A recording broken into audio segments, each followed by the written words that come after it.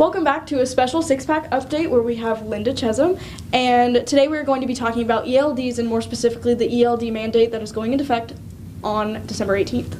So first, just to start out with more of a general question, what is an ELD itself? What is it? Okay, and this is an important question. An ELD is an electronic logging device that is hooked directly to the truck's engine and records speed, location, and time. The entries made cannot be altered, that it be recorded in such a way that it's available for audit by federal motor carriers. So there are significant technical requirements for the electronic logging devices. Everybody who drives more than 150 miles from their home terminal must have an electronic logging device on board their truck. But what it means for the truck drivers is the devices themselves are layered with other rules.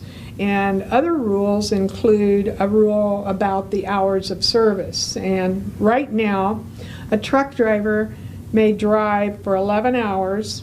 He must take, or she must take, a half-hour break, but they have 11 hours. They can't stop the running of the clock. Once they start their drive, their 11 hours runs whether they get anywhere or not. So for a truck driver who drives 3 hours to make a pickup, he gets to the loading dock and something happens that the load doesn't get loaded for 2 or 3 hours, that driver is still on duty and the time it takes to load is running against his clock. And with that time requirement, that won't only affect people, it will also affect produce and livestock. How will it affect that? And this is where the layering of regulations makes this discussion seem technical and complicated, because you have Federal Motor Carrier Administration regs and the Department of Agriculture regs.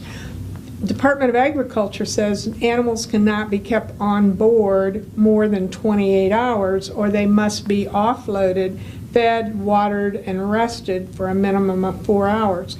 That's a good rule. I want to be really clear. We want to feed, water, and rest the animals. There's no question.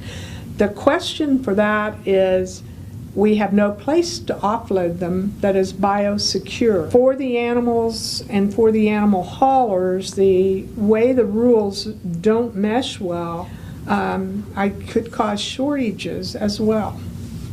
And how does all of this, the ELD mandate in particular and ELDs in general, how does this all tie into road safety?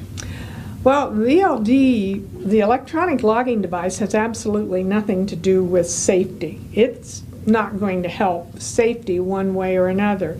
I can say from my view, riding in a big rig, the part of the problem is the drivers of the smaller vehicles that don't know how to drive. So the ELDs really don't have anything to do with road safety. If you want to promote road safety, we need to talk about impaired driving and distracted driving. Another thing that goes with that is the ELDs are being mandated and arguing for the fact that it will help cut down fatigue. Why is that not necessarily true? The ELD, again, simply tracks the amount of time the driver drives. It's not going to make it any easier for the driver to drive. And the National Institutes of Health have conducted a number of studies on fatigue and sleep, and fatigue is a very individualized thing. It's multi-dependent and individual, and a single device isn't going to stop that problem.